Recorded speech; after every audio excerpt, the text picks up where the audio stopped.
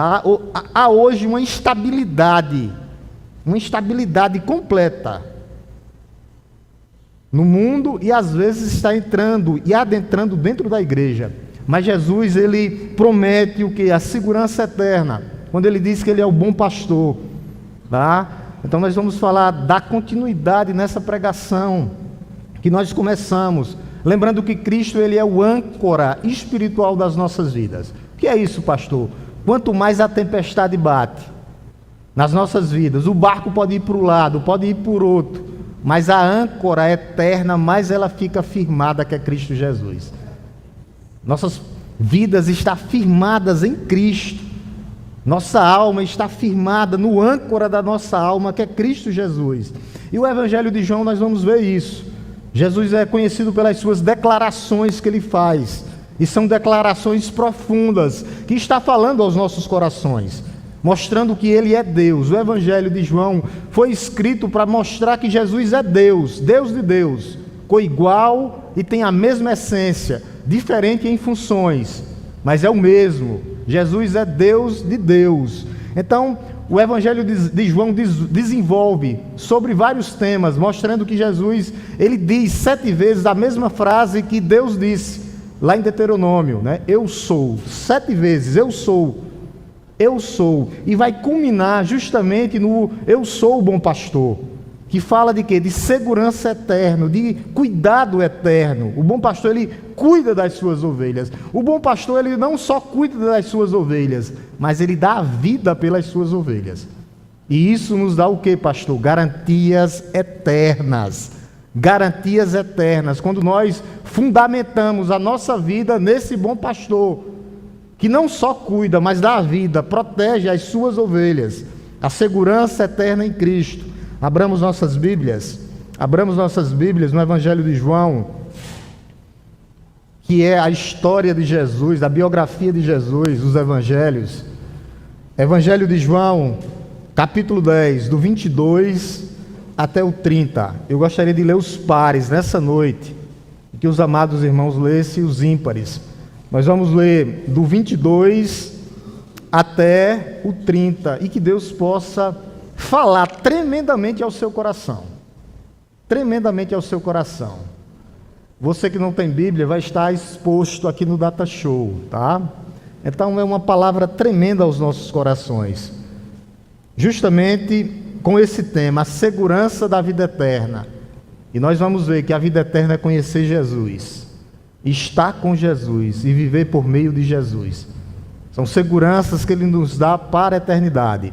João capítulo 10, do verso 22 até o 30. Amém, igreja? Vou ler os ímpares e gostaria que a amada igreja lessem os pares. A palavra de Deus nos diz assim: celebrava-se em Jerusalém a festa da dedicação, era inverno.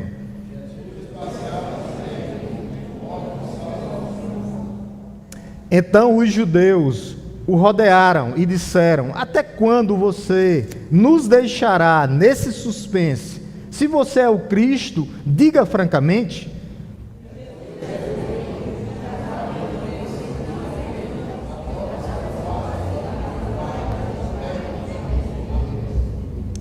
Palavras do nosso Senhor, ele disse: mas vocês não creram, porque não são minhas ovelhas.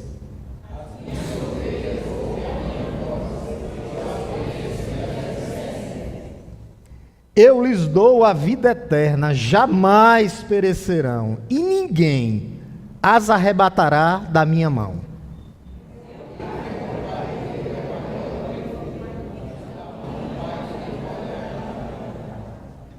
Para finalizar, nosso Senhor diz assim: eu e o Pai somos um. Amém? Curve sua cabeça, baixe sua fronte. Vamos orar novamente por iluminação, agora e compreensão, para que essa palavra possa penetrar nos nossos corações nessa noite. Te agradecemos, Pai Santo, pela primeira parte, te bendizemos, ó Deus, pelo teu cuidado. E que a tua igreja nesse momento, ó Deus, esteja com os corações quebrantados e contritos, com os ouvidos sensíveis, ó Pai, para ouvir a tua palavra, que já é revelada e inspirada, mas que nós precisamos de iluminação, para que ela seja para que ela seja, ó Deus, completamente, ó Deus, ativada em nossos corações, para que ela possa ser aplicada aos nossos corações.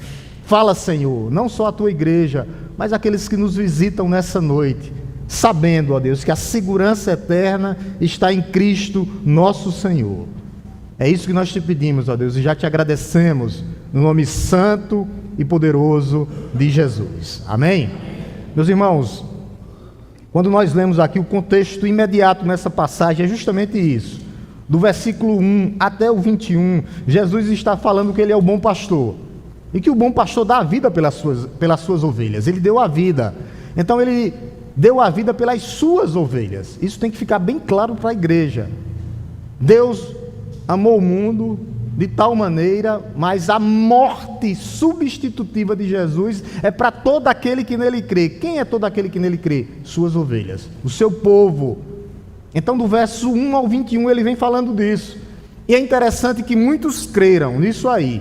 Mas quando vocês pegam o contexto aqui, quando você chega no verso do 31 ao 39, o que era que esses homens já estavam querendo? Apedrejar Jesus. Olha como o ser humano é estável, a instabilidade humana. Creram em Jesus, Jesus disse: eu sou o bom pastor, eu sou a porta das ovelhas, aquele que dá acesso a Deus. Mas ao mesmo momento, quando ele diz isso, quando muitos creram, outros queriam o quê? Apedrejar Jesus. Esse é o contexto. E Jesus, ele mantém o tema aqui central das Escrituras, que é o quê? Relacionamento com Deus, encontros marcados para a salvação. Só que o foco específico aqui é justamente isso que ele disse no versículo 28. Aqui é o que vai nos dar, esse é o foco, esse aqui é o versículo-chave, onde ele diz: eu lhes dou a vida eterna, jamais perecerão, e ninguém as arrebatará das minhas mãos. Então Jesus, ele tinha marcado um encontro. Quando ele marca um encontro com a mulher samaritana, a mulher creu nele. Na pregação passada, a gente viu uma multidão de discípulos, que se diziam discípulos, não eram discípulos, eram falsos seguidores de Cristo, que o quê? Abandonaram Jesus. E agora Jesus, ele está no templo, numa festa, onde chamava a festa da dedicação. E Jesus, ele não perde a oportunidade de pregar. E Jesus estava pregando para quem? O encontro era marcado com quem? Com os religiosos. Jesus marca um encontro com os religiosos. Porque o amor de Deus não tem fronteiras, ele quebra barreiras, ele chega em todos os locais. O amor de Cristo é isso. Jesus, ele quebra as barreiras, ele quebra o mais duro do coração. E ele faz isso justamente. Quando a gente vê aqui no verso 22, a gente vai ver que tinha uma festa, celebrava-se, vai dizer aqui, em Jerusalém, a festa da dedicação. E é interessante, muito interessante a gente entender isso, essa festa da dedicação aqui. Essa festa foi instituída pelos Macabeus. É um período intertestamentário, que foi aqueles 400 anos que nós não temos nada de escritura. Nós temos algumas escrituras históricas, como o livro de 1º e 2º Macabeus. Então essa festa foi instituída justamente naquele período. E o que era que eles comemoravam? A consagração do templo. Por quê, pastor? Porque o templo tinha sido profanado. Tá? O que era que aconteceu? Tinha um homem chamado Antíoco Epifânio, e ele profana o templo do Senhor, o templo em Jerusalém. Ele entra naquele templo, ele toma a cidade de Jerusalém, e ele ergue uma estátua, uma imagem a Zeus, dentro do templo. E ainda, para humilhar os judeus, ele abre uma porca, que era um animal impuro para os judeus, no meio do templo. Então, olha o contexto que era. E eles celebravam o quê? A vitória, justamente, sobre Antíoco Epifânio, para mostrar o sentido da purificação. Então, João está estabelecendo aqui um paralelo. Que paralelo é esse? O templo físico, tá? Que foi profanado, e depois a purificação do coração humano. Nós só podemos ter um relacionamento com Cristo quando Ele purifica os nossos corações, que é chamado de regeneração. E isso só acontece pela obra de Cristo. Então Jesus, ele se apresenta nessa festa. É interessante que Jesus era o mestre em quê? Em ensinar. Jesus vai para o templo. para mostrar que ele era o verdadeiro templo. Vocês lembram quando Jesus disse, se vocês destruírem esse templo, porque ele era o templo, eu vou reedificar esse templo em 3 dias. Ele estava falando da sua morte e da sua ressurreição. Então, quando nós pegamos todos os elementos do Antigo Testamento, quando nós pegamos toda a história judaica, tudo apontava para Cristo. As festas, Cristo é o cumprimento. O templo, Cristo é o cumprimento. Ele é o verdadeiro templo que teve que morrer, ser sepultado e ressuscitar o 3º dia. Então, tudo apontava para Cristo. Cristo é o cumprimento de todas as promessas de Deus. O cumprimento da maior promessa de Deus, porque ele veio nos salvar. Então Jesus estava ali como símbolo de purificação e consagração. E é interessante que o texto diz aqui que era inverno. Celebravam a festa no inverno. As temperaturas baixas em Jerusalém. Não é o friozinho de ar-condicionado que está aqui não, de 20 não. Era -0 graus negativos, chuvas frequentes, ventos fortes, tempestades. E isso também tem um símbolo espiritual, tá? Que representava justamente a frieza espiritual dos líderes religiosos. Eles não entenderam nada que Jesus tinha falado. Eles eram homens com os corações duros, era uma pedra de gelo. É um contraste com o quê? Com o calor e a proteção que Jesus oferece às nossas vidas. Meus irmãos, Jesus oferece proteção às nossas vidas, principalmente em momentos difíceis, em momentos de tempestades, tá? Em momentos de trevas. Depois que nós conhecemos a revelação plena de Deus, que é Jesus, quando Ele penetra em nossos corações, nós somos aquecidos e guardados por Ele. Por Ele. Faltava mais ou menos 2 a 3 semanas para Jesus ir à cruz, para morrer e nos substituir na cruz do Calvário. Então Jesus passava no templo, mas não perdia tempo. Mesmo assim, ele ensinava no templo. E era um período que se intensificava, meus irmãos, a perseguição a Jesus. E era um momento crucial, porque Jesus ele se revela progressivamente. Até nos 3 anos de ministério, ele fazia uma cura que era sinais e prodígios que apontavam para a glória de Deus. Ele diz, não conte a ninguém, porque não tinha chegado o momento dele se revelar ainda. Por isso que Jesus ele se revela para nós progressivamente. Ele se revelava progressivamente. Naquele momento, chegaria um momento que ele iria à cruz. Então, Jesus ele vem se revelando através da sua vinda, vida, morte, ressurreição e ascensão, tá? Quando nós trazemos hoje isso aqui, quando nós observamos, eles celebravam festas, tá? Em Jerusalém, e era a festa da dedicação, justamente instituída pelos macabeus. E o que é que acontece? A gente trazendo hoje aqui, para uma aplicação para as nossas vidas, nós vamos passar por momentos de invernos no nosso coração. Não tem jeito, todo crente vai passar por algum momento que vai ter um momento de frieza espiritual. Mas isso vai indicar alguma coisa? Vai, pastor. Cristo sempre estará presente e ativo nas nossas vidas. Cristo sempre estará presente e ativo nas nossas vidas, trazendo calor, trazendo proteção. Ele fez isso em meio à religiosidade. Nós estamos chegando aí no período das festas juninas, e nós vemos como a cidade do Nordeste fica. A religiosidade, em meio à religiosidade vazia, moderna, Cristo se apresenta como o centro da verdadeira adoração. Nós estamos fazendo o que agrada a Deus nessa noite, que é adorando o que é bendizendo aquele que é digno de receber honra, glória, louvor e adoração. Em meio à religiosidade vazia, nós chegamos no versículo 23, e vai dizer que Jesus passeava, versículo 23, olha o que ele diz: Jesus passeava no templo, ou andava no templo, no pórtico de Salomão. Isso é muito interessante, porque esse pórtico de Salomão foi o único lugar que restou do primeiro templo. E o que era que Jesus fazia no templo? Ensinava. O propósito de Jesus, sempre que ele estava no templo, Jesus estava ensinando. Por isso que nós somos e temos que ser ensinados pela palavra de Deus. E o mestre estava lá, ensinando aquele povo, porque ele é o mestre por excelência. Ali era uma área pública, que todos os judeus poderiam ficar. E é interessante que era o único local onde, posteriormente, os apóstolos também ensinavam. Os apóstolos continuaram ensinando, depois da morte de Jesus. Qual o papel da igreja? Ensinar. A gente, às vezes, nós deixamos algumas coisas passar, meus amados irmãos. Tá? Estamos chegando o mês de missões. Mas, quando Jesus deixa a grande comissão, é isso que nós temos que focar. Quando Jesus deixa a grande comissão, a primeira coisa que os discípulos fizeram foi adorar o Senhor. Eles se prostraram diante do Senhor.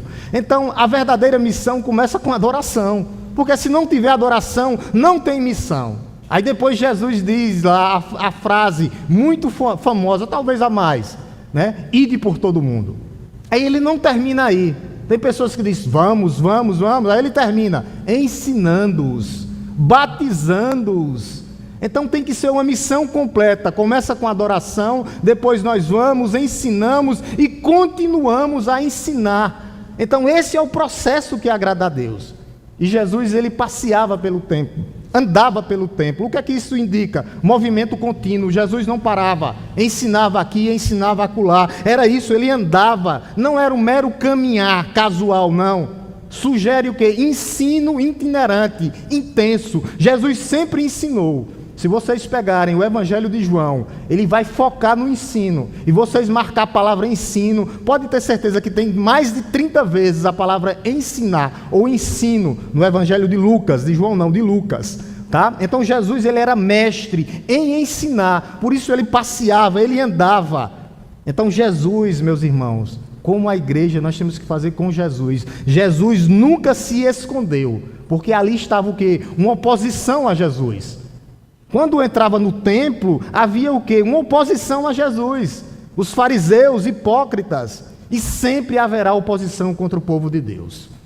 Às vezes quem se levanta contra nós, meus amados, os de casa, que nós possamos orar para que eles possam ser alcançados por Cristo Jesus. Tá? Então Jesus, ele sempre teve coragem diante da hostilidade. Jesus nunca se curvou diante das hostilidades, nunca desistiu diante das adversidades, e nós nunca desistiremos diante das adversidades que vai aparecer na vida de um cristão. Nunca desistiremos. Por isso que Jesus, ele tinha um compromisso com a missão, acessibilidade. Aqueles que buscavam a verdade, Jesus nunca deixou de pregar, mas certa feita ele disse, não dê pérolas aos porcos. Então nós vamos, pregamos, falamos, deixamos o Espírito Santo de Deus trabalhar, mas vai chegar um momento que você está falando por falar. Por isso nós temos que ter discernimento, até onde nós podemos ir. Ali havia visibilidade, todo o povo poderia ver ali, havia uma facilidade do ensino. E quando nós vemos ali também, o que é que nós observamos? Nós observamos no Antigo Testamento o cumprimento do Messias, mostrando que o Messias ia estar no templo, ensinando a demonstração de autoridade de Jesus. Quando nós trazemos hoje para a prática aqui, tá? O que é que nós vamos perceber? Cristo, ele foi ao encontro daquela mulher samaritana. Cristo foi ao encontro dos seus discípulos, e Cristo foi ao encontro daqueles homens religiosos que estavam no templo. E hoje nós vemos que Cristo vem ao nosso encontro. Pode ter certeza que você não está aqui por acaso. Foi Cristo que trouxe você. É Ele que está sobre você, com os olhos fixos em você. Não é por acaso. Porque Jesus, ele se adapta às situações, às circunstâncias. Ele trabalha em cada área das nossas vidas. Ele começa a trabalhar no espiritual, no físico e no mental. Ele trabalha em todas as áreas das nossas vidas. Quando nós vamos mais para frente um pouquinho, nós chegamos no verso 24. E nós vemos que Jesus, ele foi cercado. E às vezes nós vamos ser cercados também. Olha o que é que ele diz. Então os judeus o rodearam e disseram, até quando você nos deixará nesse suspense? Se você é o Cristo, diga francamente. Eles queriam saber se Jesus era o Cristo. Se Jesus era o Cristo, rodearam, literalmente cercaram Jesus. cercaram Jesus completamente. E a estratégia aqui era de condenar Jesus. Eles queriam pegar Jesus em alguma palavra. A intenção deles era hostil, era ter um encontro, um confronto com Jesus. A intenção era prender Jesus e intimidar Jesus. Faltava 3 semanas para a crucificação. Então eles usaram a tática da intimidação, só que Jesus não se intimida. Eles queriam intimidar Jesus. É como se tivesse cercado para que Jesus não saísse, não fugisse. Havia uma pressão psicológica sobre Jesus através da multidão. Através da multidão. Então eles criam todo esse ambiente, e era um ambiente de tribunal para executar Jesus, porque eles queriam levar Jesus à cruz já. A partir desse momento aqui, eles já estavam perseguindo Jesus. E é interessante que as profecias, todas elas se concluem. Quando nós olhamos lá no Salmo 22, que vai falar do servo sofredor, e também Isaías 53, principalmente no Salmo 22, vai dizer que aqueles homens pareciam bestas selvagens, animais selvagens, cercando Jesus. É mais uma profecia que se conclui. E quem eram esses homens? Os judeus, os próprios patrícios de Jesus. Jesus veio para os seus e os seus não receberam. Então toda vida que fala em judeus aqui, quando estava no templo, tem um significado justamente dos líderes que perseguiam Jesus. Está ligado a religiosos, a uma hostilidade. A gente lembra como era composto o sinédrio lá, né? Fariseus, saduceus, escribas e os membros do sinédrio. Então eles cercaram Jesus naquele momento, com motivações escusas, meus irmãos. O cerco naquele momento havia motivações erradas. Eles buscavam alguma evidência para acusar Jesus. Havia uma pressão política naquela época e religiosa. A intenção deles era completamente errada. Olha o que é que ele diz: até quando você nos deixará nesse suspense? Ele está dizendo aqui literalmente: até quando o Senhor vai manter esse suspense? Até quando o Senhor vai nos atormentar? Eles não estavam querendo saber se Jesus era o Messias. A impaciência deles sugere incerteza. Havia aqui uma falta de sinceridade desses homens, porque eles queriam acusar Jesus. Jesus já tinha dado várias provas que ele era o Messias. Havia aqui uma inversão de responsabilidade. Eles queriam culpar Jesus pela sua incredulidade, pelas incredulidades deles. Até hoje os religiosos fanáticos aí invertem os valores, pervertem os valores. Eles acusam Jesus. Esses religiosos e os religiosos de hoje também, porque eles recusam a crer em Jesus. Haviam evidências claras que Jesus é Senhor, que Jesus era o Messias. O problema era a dureza de coração desses homens.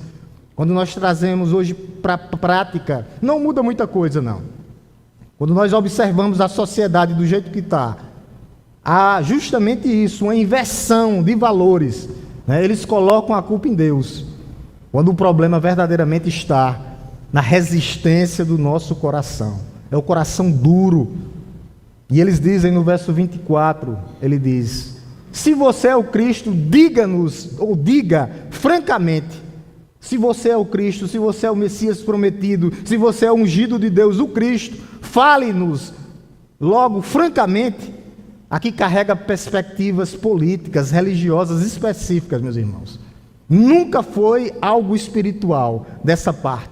Porque qual era a perspectiva messiânica daquela época? Eles queriam o quê? Um libertador político que substituísse Davi.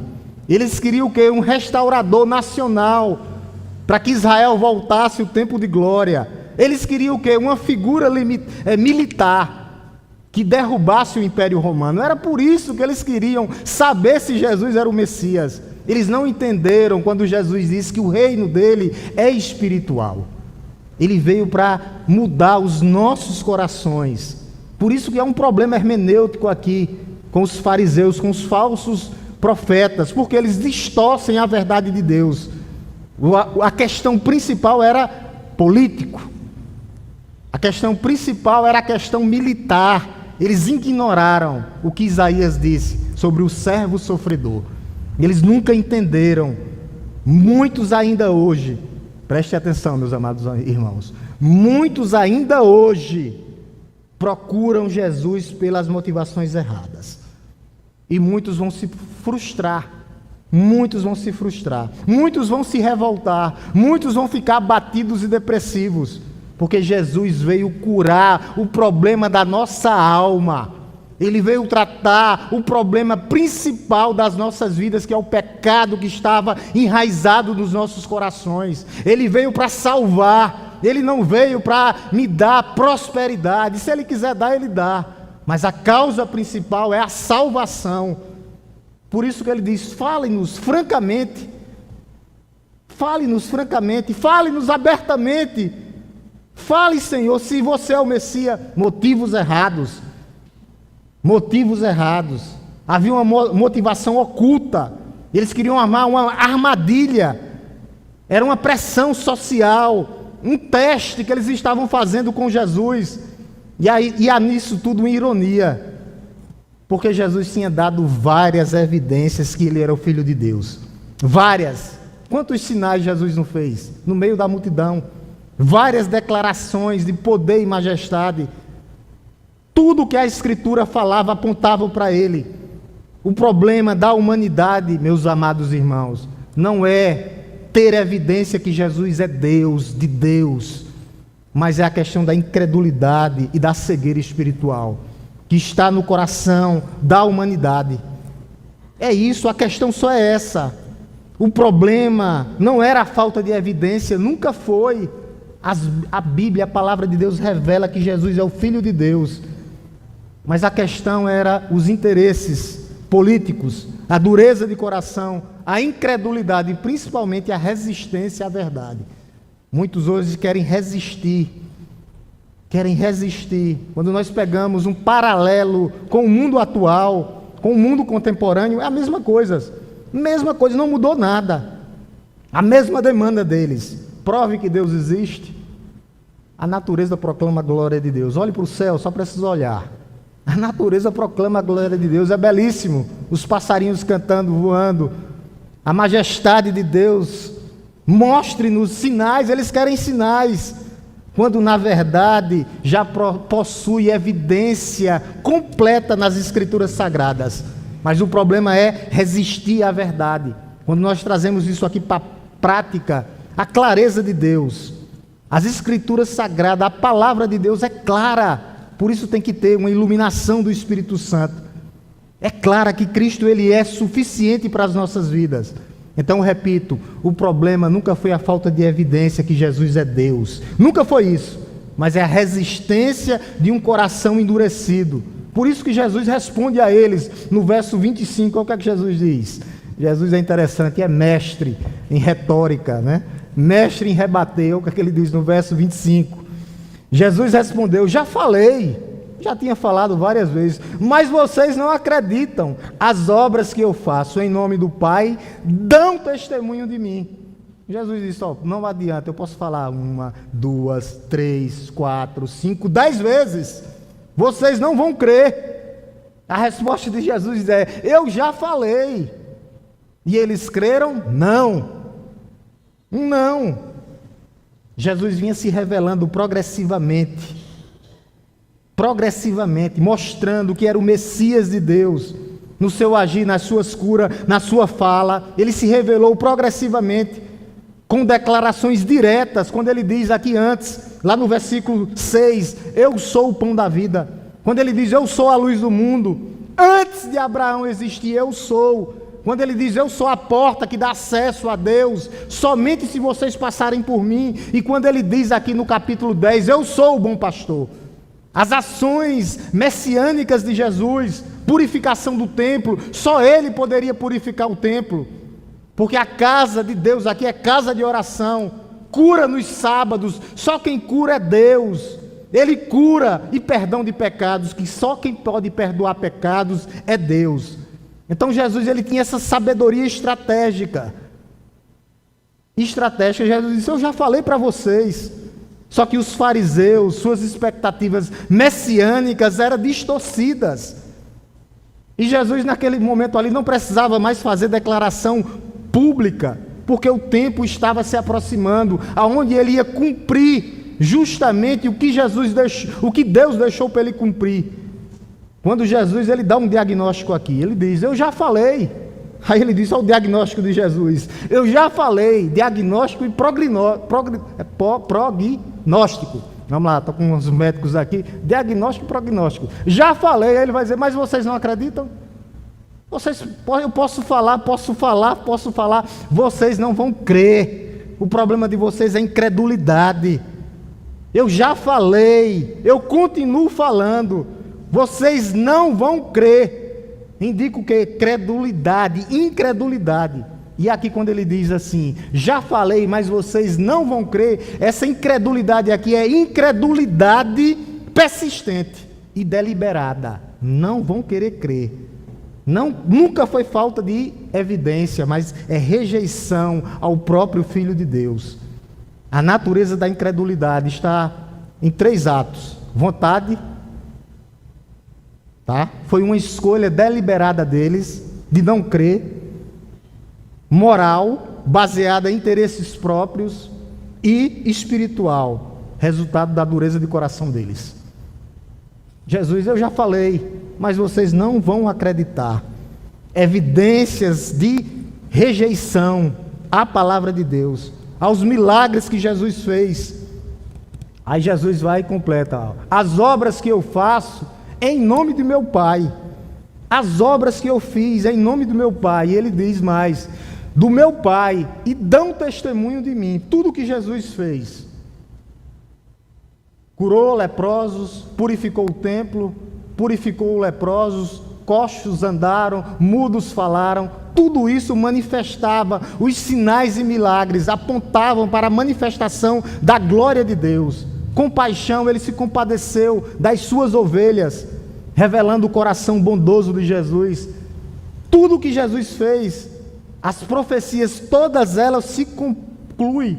Nós temos exemplos específicos aqui há 7 sinais aqui. Jesus ele curou um paralítico 38 anos, que esse paralítico não caminhava. Alimentou 5.000 pessoas, mostrando que ele é o pão da vida. Aqui no verso 9, se você voltar um pouco, ele curou um cego de nascença, quando ele disse que ele é a luz do mundo. Sabe o que é você refazer o globo ocular num ser humano? Eu acho que a medicina ainda não conseguiu isso. Não chegou ainda nesse naipe aqui. Fazer o globo ocular, manifestação, a autoridade de Jesus. Ele diz: todas as minhas obras são feitas em nome do meu Pai e dão testemunho de mim. Tudo que Jesus fez, a palavra de Deus confirma o que Jesus fez. Quando ele diz aqui testemunho, é testificar. Aqui é uma palavra jurídica. É como se Jesus estivesse falando diante do tribunal do próprio Deus. Isso aqui testifica o que eu faço diante do meu Pai. O que eu estou falando é um testemunho confiável e verificável através das Escrituras. Eu falo diante de Deus, diante de Deus. Quando nós trazemos para a prática hoje as obras de Deus em nossas vidas, meus irmãos, o que Deus fez por nós, a transformação em nossas vidas, quando nós pegamos a nossa história e quando nós colocamos ela e confrontamos hoje, mostrando o que Deus fez, a provisão de Deus na nossa vida, a proteção de Deus, são testemunhos contínuos das obras de Deus, da obra de Deus, do amor de Deus por nós. Por isso que nós temos que estar atentos ao que Deus está fazendo por nós, para que nós possamos reconhecer a obra de Cristo em nós. Quando nós passamos do verso 26, ele vai falar, o segundo ato: as ovelhas do Senhor ouvem a sua voz e seguem Jesus. Agora começa aqui a boa notícia. Primeiro ele mostra a incredulidade dos fariseus, dos religiosos, e ele começa aqui agora a dar a boa notícia. Olha o que é que ele diz no verso 26. Primeiro ele diz: mas vocês não creram, porque não são minhas ovelhas. Então a primeira coisa, meus irmãos, é que nós vamos pregar muitas vezes e muitas pessoas não vão crer em Cristo. Pregar, pregar, pregar. Tem um mas aí, mas, que é uma conjunção, mostrando um contraste, estabelecendo um contraste entre ovelhas e não ovelhas. Quando a ovelha de Deus ouve, ela tem evidência que Cristo é suficiente para a sua vida. Aquelas que não são ovelhas, aqueles que não são filhos de Deus, vão continuar na incredulidade persistente. Ovelhas, há uma revelação clara do que Cristo fez por nós, há um chamado eficaz. Não ovelhas, há uma rejeição deliberada de quem é Cristo. É isso que ele diz. Mas vocês não creem, porque não são minhas ovelhas. Não são ovelhas. As ovelhas de Cristo, a graça de Deus chega como oferta graciosa e há um recebimento dessa graça. As que não são ovelhas, recusa obstinada. É isso que vai acontecer. É isso que vai acontecer na vida de muitos. Então, meus irmãos, não é questão de evidência, mas é questão de uma natureza espiritual. E tudo isso, a raiz de tudo isso é a incredulidade. Ele diz: vocês não creram porque não são minhas ovelhas, não. Porque as ovelhas de Cristo vão crer. As ovelhas de Cristo vão perseverar. As ovelhas de Cristo vão continuar diante das adversidades. Vão continuar. Por quê? Porque nós somos filhos de Deus. Há uma eleição. E essa eleição não anula a responsabilidade do homem. Porque não é... A eleição divina não é baseada no mérito humano. Se eu estou aqui hoje, é porque Deus nos amou de tal maneira.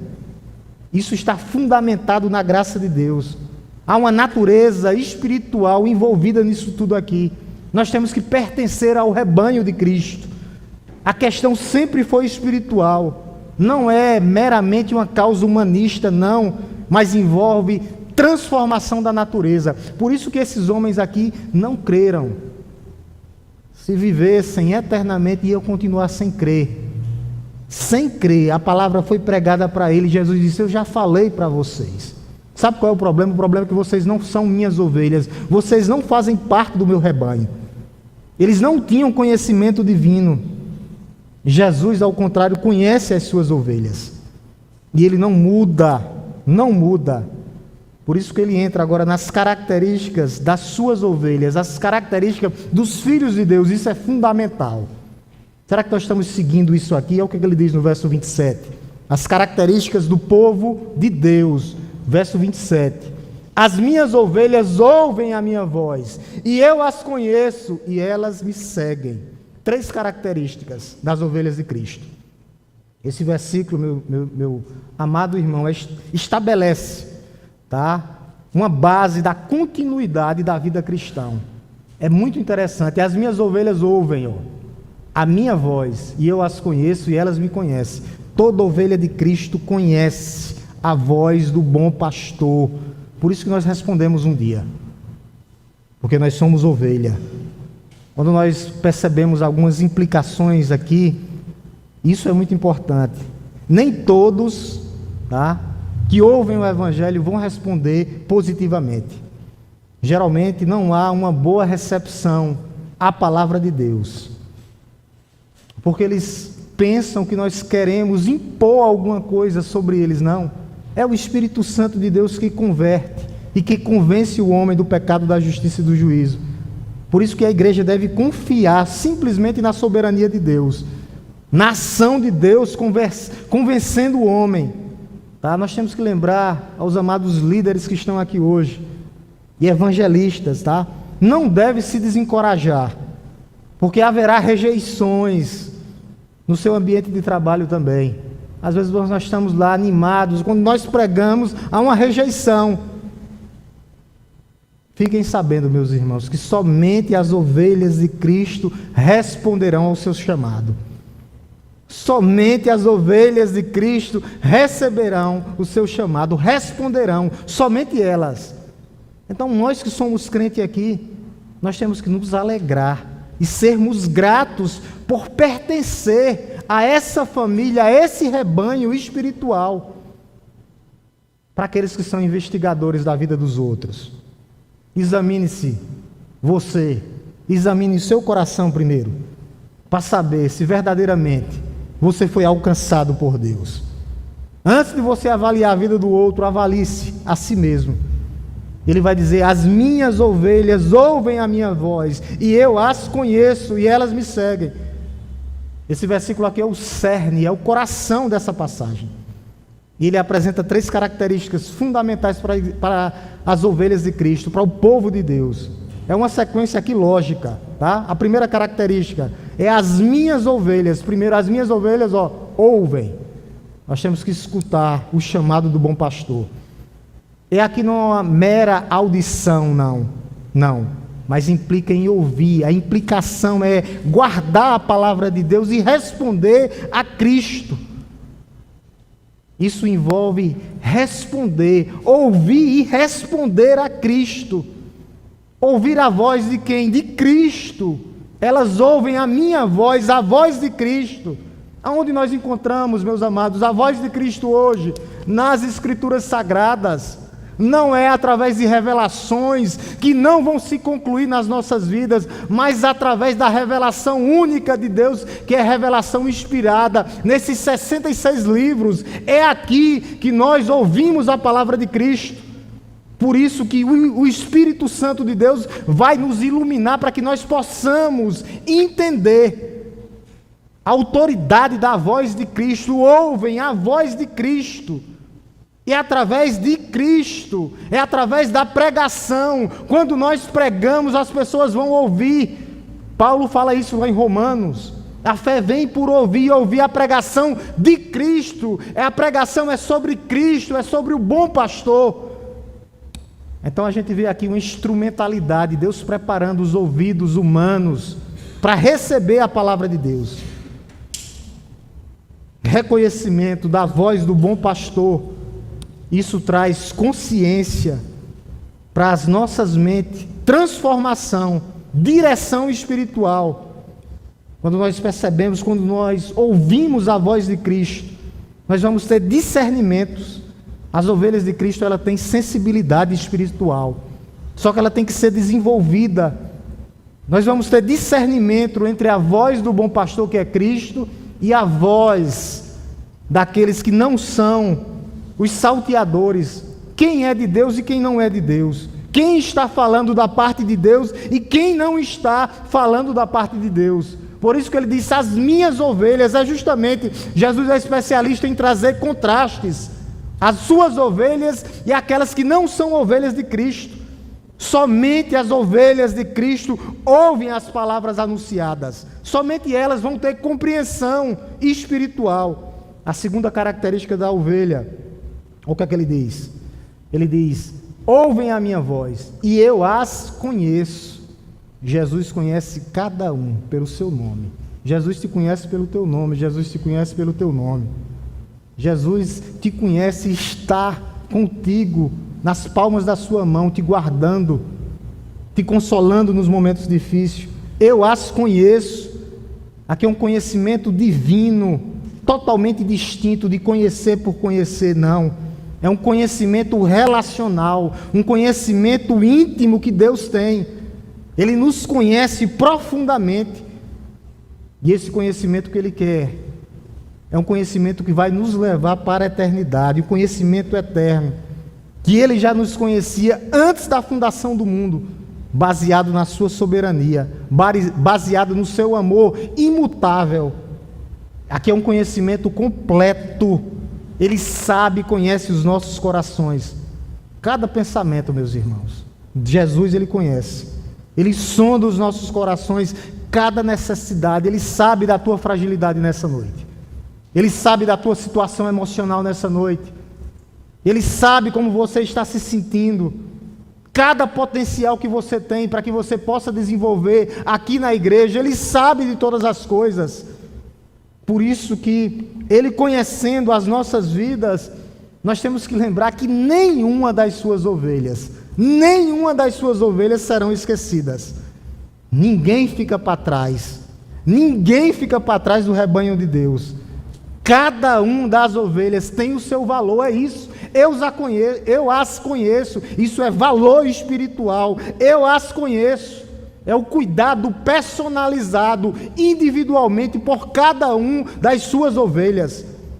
Quando nós observamos o paralelo com outros versículos cruzados, lá no versículo 14 vai dizer: eu conheço as minhas ovelhas, eu chamo cada uma pelo seu nome, versículo 3. E Paulo vai dizer que o Senhor conhece o que são seus, Ele nos conhece profundamente. E a terceira e última característica das ovelhas é justamente aquelas que seguem Jesus. Primeira característica, ouvem a palavra de Deus. Segunda característica é que Jesus conhece cada uma delas. E a última é aquelas que seguem, e elas me seguem. Esse verbo aqui está no presente contínuo, no grego, significa: continuam me seguindo hoje e até o dia que eu vier buscar elas. Indica seguimento contínuo, sem parar, perseverança, persistência. Nós temos que lembrar aqui que nós não somos perfeitos, mas isso aqui é direção de vida. Elas me seguem, nós seguimos Cristo. Seguimos como? Qual o segmento disso aqui que traz para nós? Nós seguimos em obediência, meus irmãos. Nós seguimos em conformidade com o exemplo de Cristo. Seguem, perseveram. Nós seguimos mesmo em tempo de dificuldades, mesmo em tempo de provação. Nós seguimos a Cristo. Por isso que é um processo. Seguem, sempre seguindo, sempre seguindo. É um movimento em direção à santidade, sempre seguindo em santidade, desenvolvendo uma vida espiritual que agrada a Deus.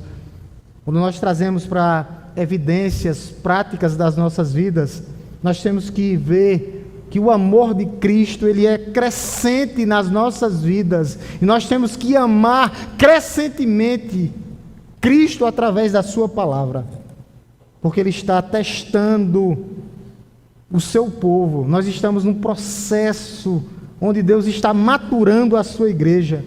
Então a gente viu aqui a sequência: ouve, ser conhecido e seguir a Cristo. As três características. Isso não traz uma interdependência, não. Eu só vou ouvir a palavra de Cristo. Isso só é possível porque eu fui conhecido por Ele. Por que é que eu ouço a voz de Cristo? Porque eu sou conhecido por Ele.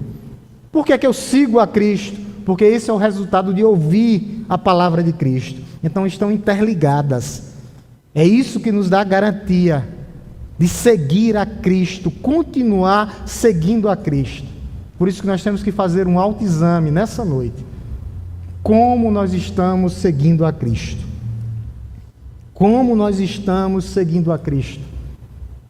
Nós temos que pensar no nosso coração, como estamos seguindo a Cristo. Nós verdadeiramente estamos fazendo isso, escutando a voz do Senhor. Ele nos conhece, Ele sonda os nossos corações.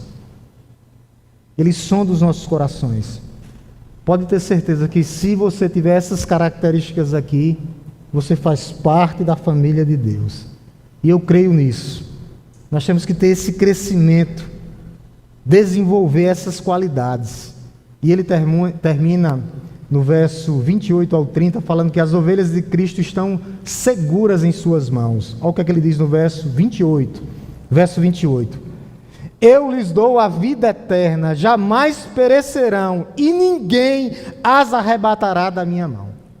Segurança de vida eterna, meus irmãos. Ninguém arrebatará. Ninguém, aqui é um presente da vida eterna. Ninguém toma as minhas ovelhas das minhas mãos. Ninguém. A promessa aqui é ninguém. E eu os darei vida eterna. Por quê? Porque Ele nos dá pela graça mediante a fé nele.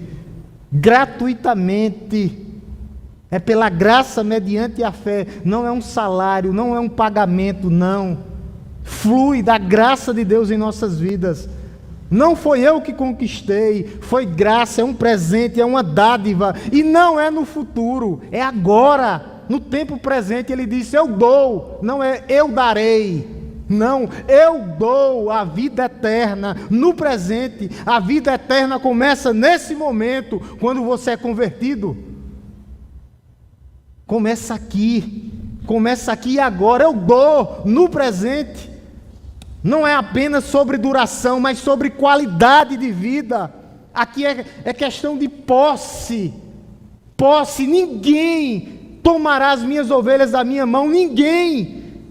Não há ninguém que possa tirar as minhas ovelhas da minha mão. Ninguém. Aqui então é um aspecto qualitativo. Duração eterna, sem fim temporal, existência perpétua nas mãos de Cristo. Ninguém arrebatará as minhas ovelhas das minhas mãos. E também é um processo qualitativo. Vida eterna, duradoura, participação na natureza divina, comunhão íntima com Deus e qualidade de vida que começa aqui e ecoará eternamente.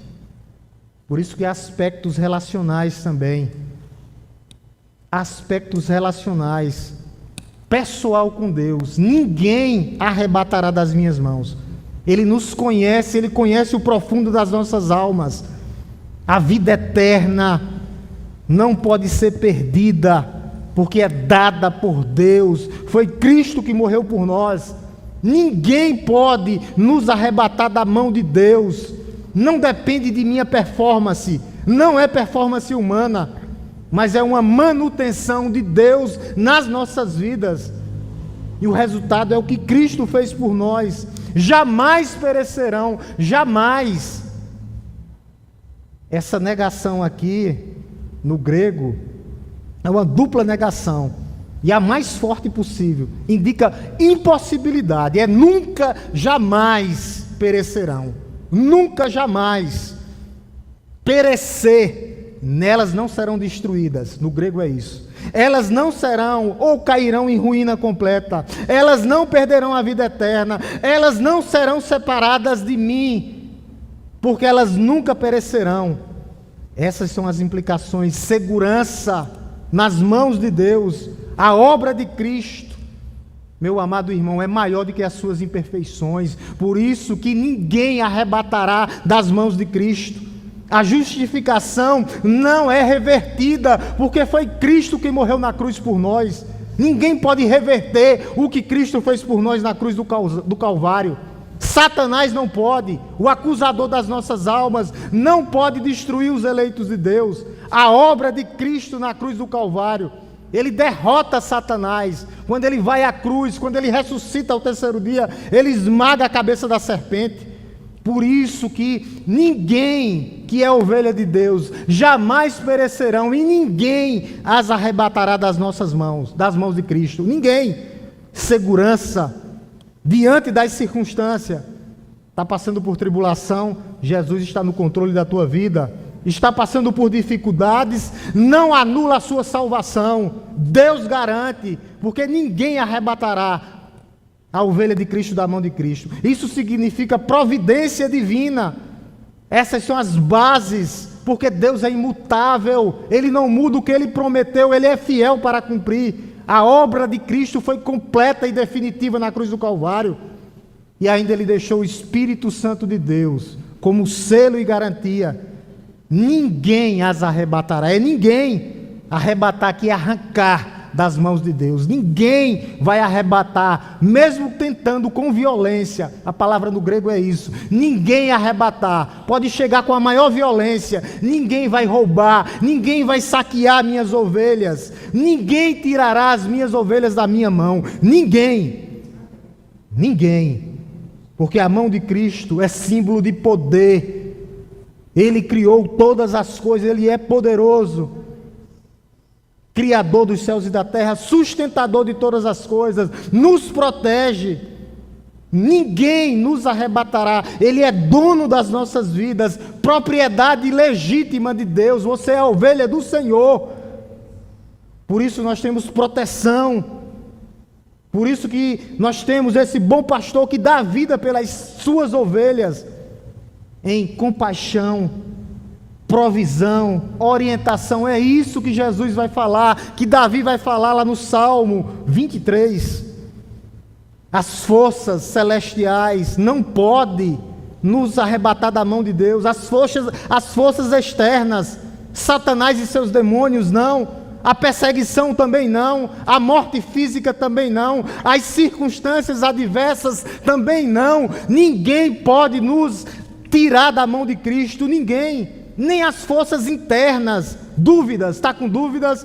Jesus está contigo nas suas mãos. Está com medo? Jesus também te garante.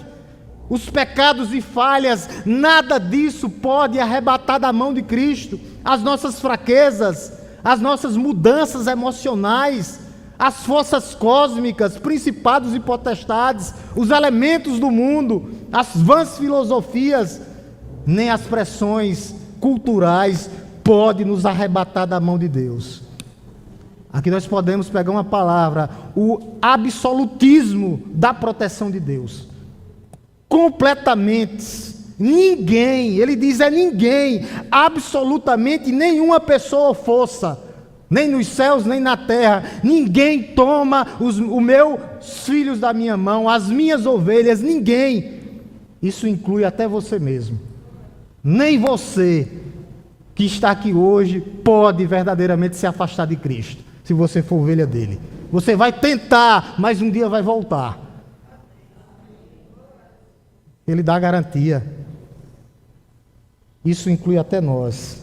A segurança de depender de Cristo. Depender de Cristo. Esse Cristo que nos segura, que ninguém nos toma da mão dele. Ele traz consolo nas dificuldades. Trazendo para hoje, meus irmãos.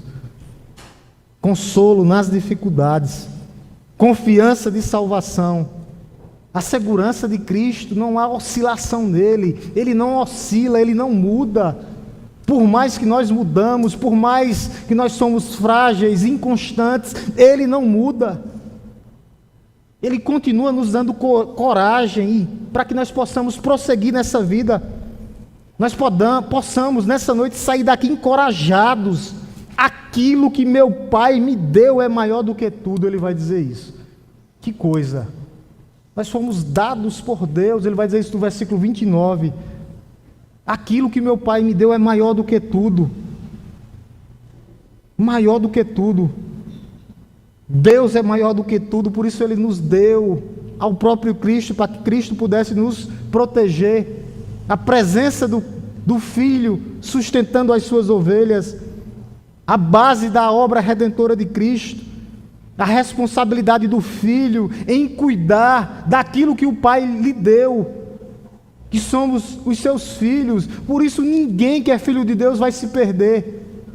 Pode até escorregar, que é normal, mas depois fica de pé. Ele coloca, ele renova as nossas forças, para que nós possamos perseverar até o fim, para que nós possamos nos apresentar naquele grande dia perfeitos, incorruptíveis. Jesus, certa feita, ele diz: todo aquele que o Pai me dá virá a mim. Virá a mim. Ninguém pode vir a mim se o Pai não dá. Então nós fomos dados pelo Pai. O Pai nos trouxe a Cristo. Por isso que ele vê: aquilo que meu Pai me deu é maior do que tudo. A segurança dos filhos de Deus, a soberania de Deus absoluta em manter. Por isso que você não perde a salvação. Mesmo que você tente, você não perde. Aqueles que são ovelhas de Cristo não perdem. Aquilo que o meu Pai me deu é maior do que tudo. Maior do que tudo. Aqui não é porque nós somos bons, não, mas foi pelo que Cristo fez por nós. Tudo é por o motivo, a razão maior é Cristo em nós. É a autoridade final de Cristo sobre as nossas vidas. Ele diz: é maior do que tudo. O valor daqueles que foram um dia, creram em Cristo. Aqueles que creem, que continuam e perseveram. A importância dessa suprema salvação. Aquilo que meu Pai me deu é maior do que tudo. A supremacia de Cristo em nos manter, em nos fortalecer. É isso que Ele faz pelas nossas vidas. Nenhuma força do mundo pode superar a soberania do Pai sobre as nossas vidas. Nenhuma força, nada pode superar. Por isso nós temos segurança.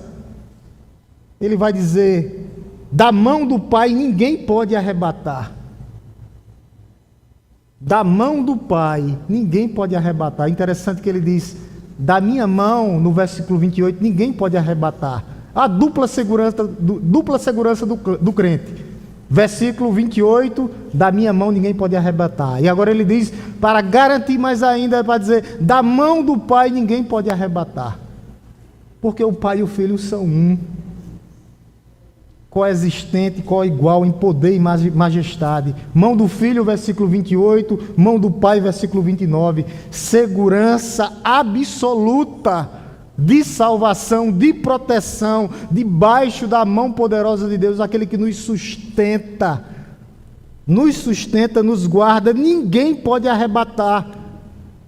Ele diz no versículo 28, no futuro, e agora no presente, ninguém pode arrebatar, nenhum poder,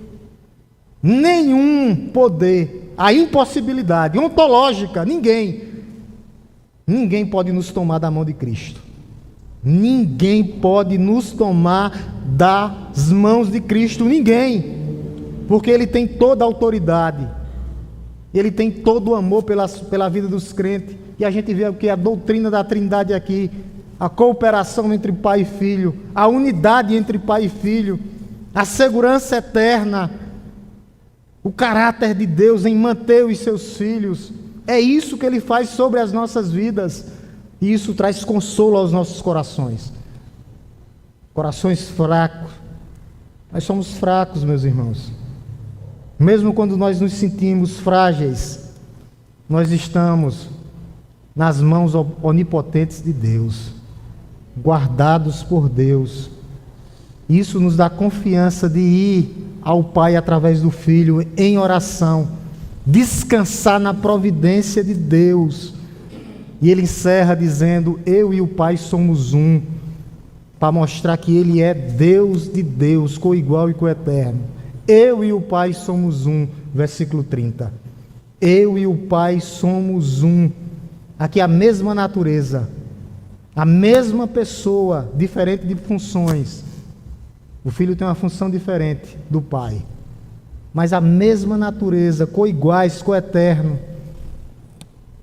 O Pai, a primeira pessoa, o Filho, a segunda pessoa, mas iguais em essência, iguais em natureza, iguais em unidade, iguais em harmonia, iguais em unidade e em essência, mesmo poder, mesma autoridade, mesma natureza. Eu e o Pai somos um. E nós terminamos com algumas aplicações para que nós possamos pensar nessa noite no que foi falado, para que Deus possa falar tremendamente ao seu coração, lembrando do que foi falado. Nós temos que lembrar, tá? Primeiro, para aqueles que estão aqui nessa noite, o convite é para você, um convite gracioso de Cristo. Cristo está te chamando hoje, através da sua palavra, para que você possa fazer parte do seu povo, fazer parte do seu rebanho. E o que é que ele diz aqui? As minhas ovelhas ouvem a minha voz. Se você for ovelha de Cristo, não endureça o seu coração nessa noite. As evidências da suficiência de Cristo, a obra de Cristo, mostra a sua identidade, que Ele é Deus. Mas só que nós precisamos de uma resposta. Nós precisamos de uma resposta. Nós temos que dar uma resposta diante dessa incredulidade que o mundo vive hoje, tá? Uma resposta a Deus. Nós somos verdadeiramente ovelhas de Deus? Nós estamos frutificando para a glória de Deus? Para aqueles que estão crentes nessa noite e estão inseguros, Deus, Ele é o nosso consolador. A salvação não depende dos nossos sentimentos, mas do que Cristo fez por nós na cruz do Calvário. É o que Cristo fez por nós na cruz do Calvário, meus irmãos. Por isso nós temos uma dupla segurança. Nós estamos na mão do Pai e na mão do Filho. Por isso que nós temos que tomar uma decisão nessa noite. Aqueles que estão evangelizando com vários trabalhos, dependa simplesmente de Cristo. O que Cristo fez por nós na cruz do Calvário. Dependência de Cristo. Dependência de Cristo é o que Ele fez por nós. Essa passagem aqui nos apresenta uma das mais completas exposições da doutrina da segurança da eternidade. Porque todos o que o Pai deu, nenhum deles serão perdidos. Nós temos a segurança da eternidade, juntamente com o que Cristo fez por nós. Que você possa ter guardado essa palavra no seu coração, sabendo que Deus te garante, você está nas mãos dEle, ninguém vai te arrebatar da mão de Deus. Mas se você que não é crente ainda, que não tomou uma decisão, creia em Jesus como Senhor e Salvador das suas vidas, para que você possa se tornar ovelha de Cristo, para que você possa se tornar filho de Deus, a saber, crendo que Ele é o nosso Redentor, o nosso Salvador, aquele que garante vida eterna somente através de Cristo, nosso Senhor. A salvação está em Cristo e está disponível nessa noite para você que ainda não tomou uma decisão diante de Deus. Vamos orar em nome de Jesus? Oremos. Oremos. Te louvamos, Deus Todo-Poderoso, Criador dos céus e da terra. Te bendizemos, ó Deus, pela Tua maravilhosa palavra nessa noite. Porque o Senhor nos dá todas as garantias, ó Deus. Ninguém nos arrebatará das Suas mãos. Todas as garantias de salvação. Porque o Senhor conhece as Suas ovelhas. O Senhor deu a vida pelas Suas ovelhas. E as Tuas ovelhas, ó Deus, te seguem. E o Senhor nos dá a vida eterna. E jamais vamos perecer. E ninguém, nos céus, na terra, no cosmos, pode nos arrebatar das mãos de Deus. Senhor, que o Senhor fortaleça a fé dos nossos amados irmãos. Aqueles que estão passando por algum tipo de dificuldade espiritual, mental ou financeira. Ó Deus, que o Senhor possa prover. O Senhor continua sendo Jeová Jireh, aquele que providencia todas as coisas nas nossas vidas. Provisão, ó Deus, para a vida do Teu povo. Ó Deus, que o Senhor possa sustentar, ó Deus, cada um das Tuas ovelhas que se faz aqui presente hoje. Que o Senhor possa, ó Deus, renovar a fé dos irmãos que estão um pouco decaídos, ó Deus, ou estão afastados, que o Senhor possa trazer de volta para o Teu aprisco, para o meio do povo, do Teu povo, ó Deus. Ó Deus, e aqueles que ainda não tiveram experiência com o Senhor, que eles possam entender que a fé vem pelo ouvir e ouvir a pregação de Cristo. E que não há salvação em nenhum outro nome dado nos céus nem debaixo da terra, a não ser o de Cristo, aonde nós venhamos a ser salvos, somente através de Cristo, somente e unicamente através de Cristo. Ó Deus, que o Senhor possa falar aos corações dos nossos amados irmãos, dos visitantes, ó Deus, trazendo salvação. Que seja hoje à noite deles tomarem uma decisão e dizer: eu creio que Jesus Cristo é meu único e suficiente Salvador.